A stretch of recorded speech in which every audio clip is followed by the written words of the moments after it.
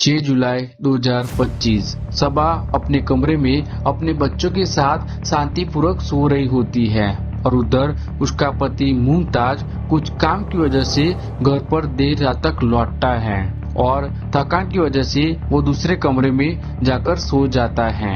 जब सबा पानी पीने के लिए उठती है तब सबसे पहले उसे यही अजीब लगता है कि मुमताज अभी तक घर नहीं लौटा है, जिसकी वजह से वो घबरा कर तुरंत ही अपने घर के अलग अलग कमरे में जाकर चेक करती है। जब वो किचन वाले कमरे के ओर बढ़ती है तब वो जो दृश्य देखती है वो देखकर उसकी चीखें पूरे मोहल्ले में गूंज उठती है। कमरे के फर्श पर मुमताज की लाश पड़ी हुई होती है और वो भी पूरी खून से लथपथ, जैसे कि कोई हत्यारा अभी आके उसकी हत्या करके गया हो।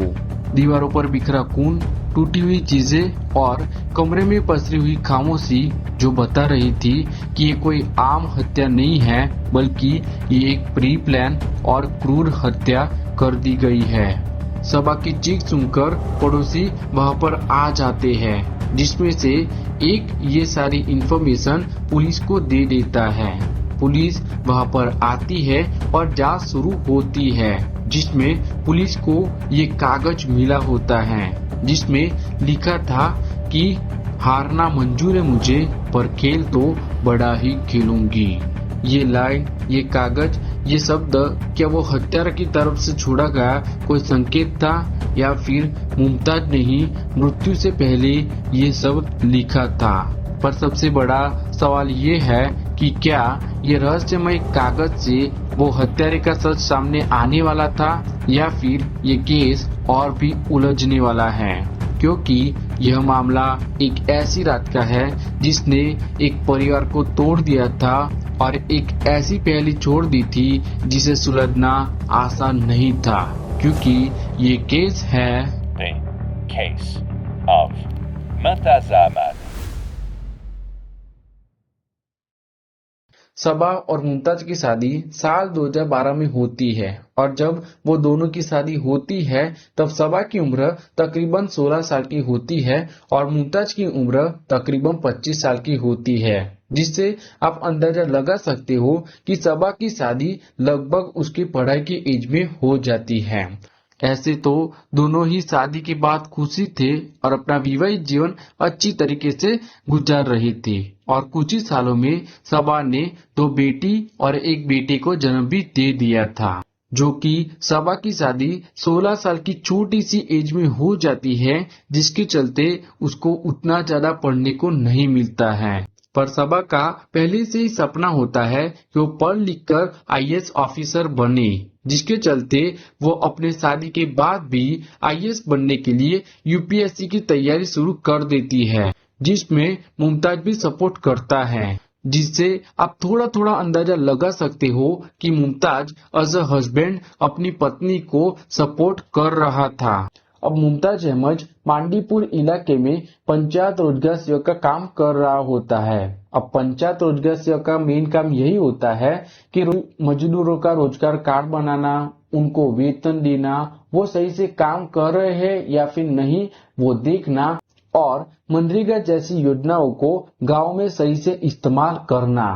मतलब कि आप ऐसा ही समझ लो कि पंचायत में सब काम सही तरीके से चल रहे हैं या फिर नहीं, वो देखने का मेन काम मुमताज अहमद का होता है। जैसे जैसे साल चलते गए वैसे वैसे मुमताज और सबा का विवाहित जीवन भी अच्छी तरीके से गुजर रहा होता है और सबा अभी भी अपनी यूपीएससी की एग्जाम कंटिन्यू दे रही होती है। 2022 तक सबा 2 बार यूपीएससी की और 1 बार बीपीएससी की एग्जाम दे चुकी होती है, पर अभी तक वो सक्सेसफुल नहीं होती है, जिसकी वजह से मुमताज अहमद अब धीरे धीरे करके उस पे नाराज होता जा रहा था, जिसके चलते वो कई बार सबा पे गुस्सा होकर उसे मारता भी था। पर जब जब भी सबा मुमताज का ये बर्ताव देखती थी तो उसे ऐसा ही लगता था कि मुमताज को उसकी पढ़ाई से दिक्कत नहीं है, पर कोई और ही वजह है जिसकी वजह से मुमताज सबा से ये बर्ताव करता था। और मुमताज का थोड़ा थोड़ा बर्ताव भी यहाँ से देखने लायक होता है। जैसे कि वो अपनी फैमिली के साथ उतना टाइम स्पेंड नहीं कर रहा था। पहले की तरह वो अब सबा के साथ बात नहीं कर रहा था और कोई भी फोन आता तो वो अपने रूम से बाहर जाकर ही बात करता था। और यही सारे फेरफार से अब सबा को मुमताज पे शक होने लगा था कि कहीं उसका पति किसी और लड़की के साथ अफेयर में न हो, जिसके चलते वो कई बार मुमताज से बात भी करती है, पर मुमताज कोई और बात करके सबा की बात टाल देता था या फिर कोई उत्तर भी नहीं देता था। और जब सबा मुमताज को रात में देरी से आने का कारण पूछती है तब मुमताज उसे बहुत ही ज्यादा मारता है और उसके पास से वो अलमारी की चाबी भी ले लेता है।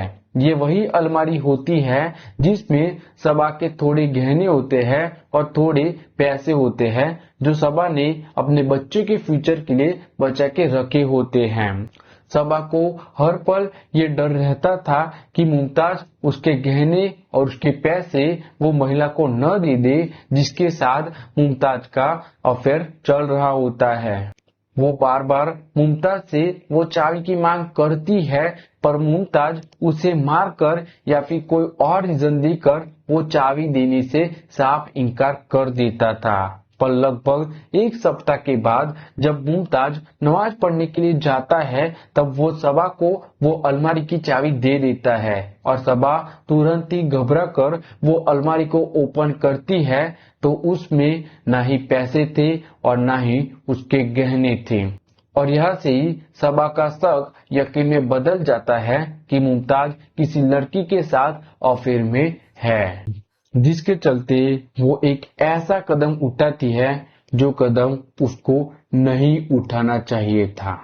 एक तरफ सबा यूपीएससी एग्जाम की तैयारी कर रही होती है जिसमें वो पास भी नहीं होती है, तो दूसरी तरफ मुमताज अहमद ऐसे कारनामे कर रहे होते हैं जो उसकी पति और उसके बच्चों के फ्यूचर के लिए सही नहीं होते हैं, जिसकी वजह से अब सबा का पूरा ध्यान पढ़ाई से छूटकर मुमताज अहमद की मर्डर करने का प्लान बनाने में लग जाता है।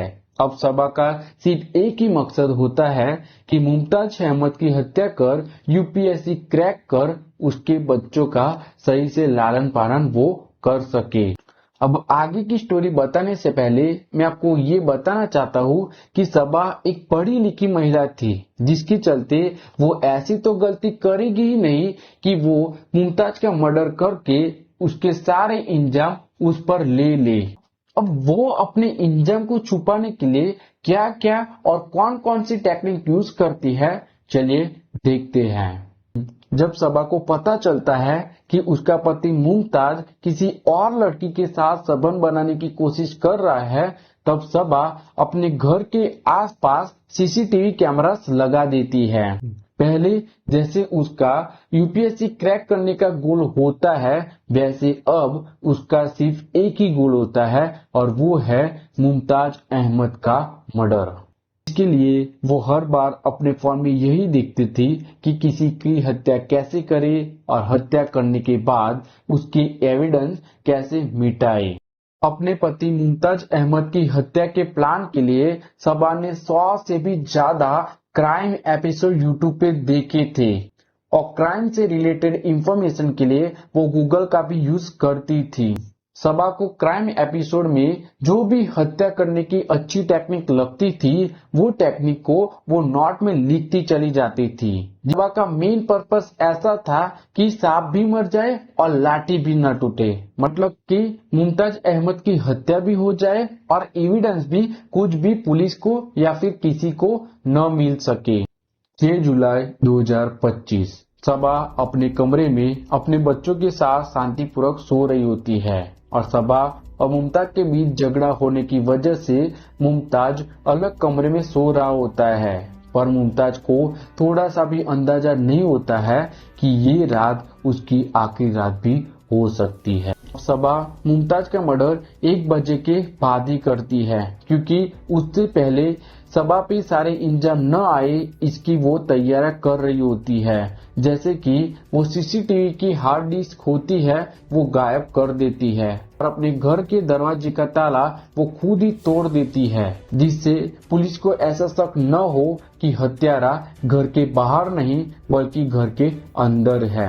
अब ये सारी तैयारी करने के बाद सबा अपने किचन में जाकर एक धारदार चाकू ले लेती है और वो चाकू लेकर वो मुमताज अहमद के कमरे में जाती है, जहाँ पर वो मुमताज पे 17 बार खतरनाक वार करती है और मुमताज अहमद का वह ही दर्दनाक मौत हो जाता है।